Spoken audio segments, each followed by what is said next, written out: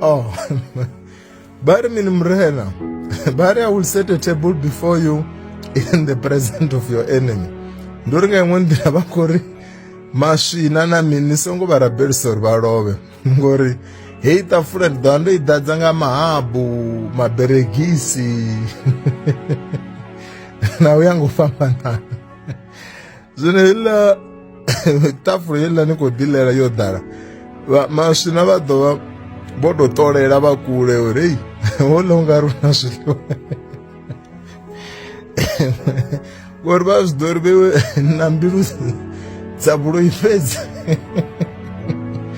So I will set a table before you in the presence of your enemy. Ni songo vha rabelisa uri vha love ngori vha tea uri vha lavhelese. Zwino havha vhaṅwe vhathu vha nḓala vha ḓo vha khou hago u dongola no ita nthu no isa zwanḓani pala. Zwino Murena vha mbo ḓi ni dia ṋaledzo uri hei u khou itani kha zwiḽiwa zwa ṅwananga. Hei blessing dza Murena dzi dangerous. Habe ni dzi diana na vhakala vho ri dzulela so vha khou tou ri sola. Nga hetsho tshifhinga Murena vha ri hei litshani ṅwana ni wana vhakala vhahuluhulu vho tou dzulela riṋe vha khou ri sola u tou ri hei Ratshikombo nga ri khou ita satanism. Vha khou balelwa u face reality. Ati vhathu vhanzhi no wana vha khou fhiwa pressure na nga vhana uri vha sa rengi dziḽa goloi dzo renga dza Ratshikombo.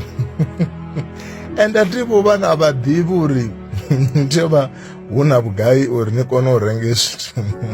So ndi ndo ana vhakala vhahuluhulu vho dzulela vhana u tou ri murikana zwithu zwawe hai ndi zwithu zwa Murena mavha nṋe a ri na tshithu na tshithihi ndi zwi ri khou lovha ri ra zwi sia. Ndi zwithu zwa Murena vho tou ri hai iwe ndi khou nyaga u shumisa uri vhathu vha vhone power yanga uri ndi a shuma